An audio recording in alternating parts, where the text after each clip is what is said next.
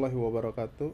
Perkenalkan, saya Eko Firmansyah dan rekan kelompok saya yaitu Hanafi Firdaus. Kami akan melakukan proses sharing pembelajaran penggunaan tools pengolahan data ya, modeling data atau prediksi data menggunakan Orange. Jadi di sini saya akan menggunakan dataset kami menggunakan sampling dataset kredit usaha rakyat. Lalu kami membuat target atributnya yaitu apakah data tersebut valid atau tidak berdasarkan review dari BPKP atau auditor eksternal. Oke, setelah saya melakukan proses pre-processing, yaitu datanya kami olah. Jadi ada data-data yang atributnya itu terlalu rentangnya terlalu luas seperti nilai akad, lalu ada tahun akad. Nah, itu kami lakukan proses cluster dulu sehingga terbentuk kriteria yang lebih sempit. Ya. Jadi inilah data awal yang sudah kami miliki, data set dari kredit usaha rakyat. Lalu kita lakukan proses pre-processing sehingga datanya kita lakukan proses transform, lalu kita lakukan future creation sehingga datanya menjadi lebih berkualitas seperti ini. Oke. Selanjutnya data ini kita lakukan proses upload di aplikasi Orange ya. Jadi teman-teman nanti tinggal membuka saja aplikasi Orange seperti ini, lalu upload dataset tersebut di sini. Ketika sudah di-upload, nanti dapat kita lihat datanya di sini. Jadi di sini ada widget data file, lalu kita ganti datanya itu dengan data yang kita miliki yaitu data CSV. Setelah itu kita lakukan proses pre-proses. Sebenarnya untuk data yang sudah di-upload ini kami sudah melakukan proses pre-processing tersebut tetapi di query database-nya. Jadi sebenarnya di sini sudah bersih posisinya. Lalu setelah itu kita lakukan proses pembersihan dari outlier jika ada yang datanya menyimpang terlalu jauh. Lalu setelah itu kita ambil sampelnya. Sampel yang kami gunakan di sini kita menggunakan default dari Orange tersebut yaitu 131 instance ya.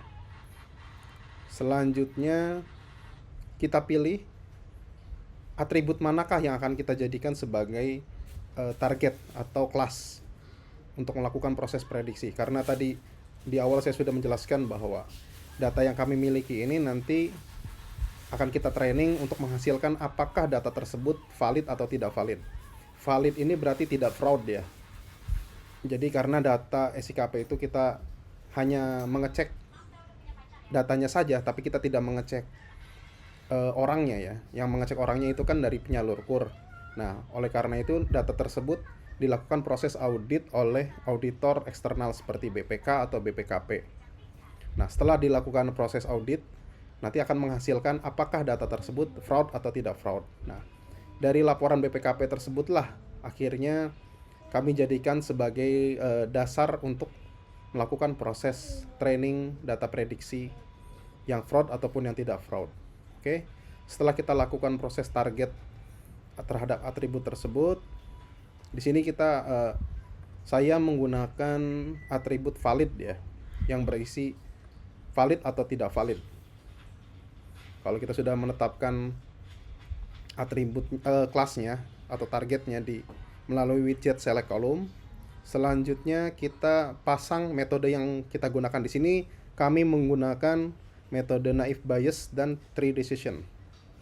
Oke, tinggal dihubungkan saja widget ini dari select column, lalu selanjutnya dihubungkan lagi ke test and score.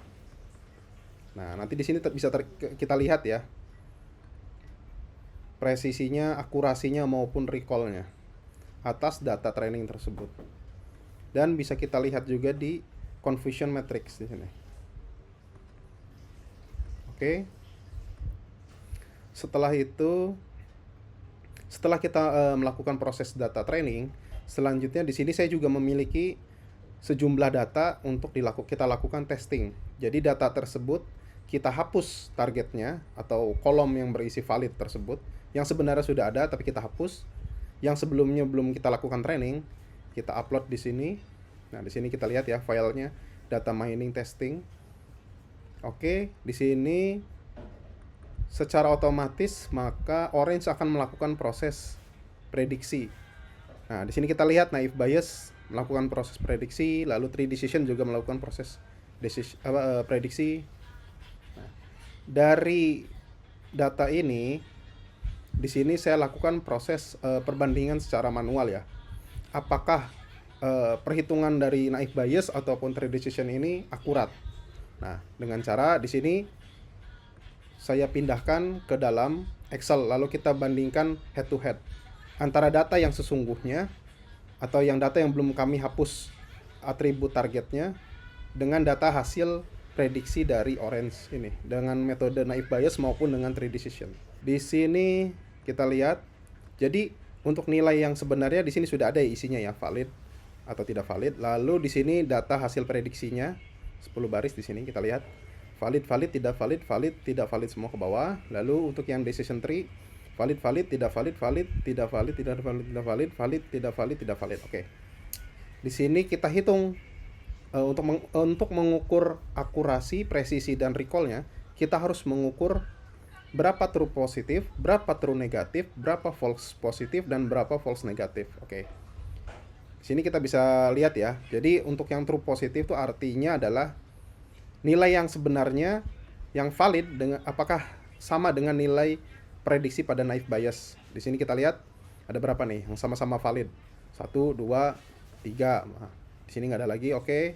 Maka 3 true positifnya. Berikutnya untuk true negatifnya yang diprediksikan negatif. Kita lihat. Di sini yang diprediksikan negatif dan hasilnya negatif juga sebenarnya.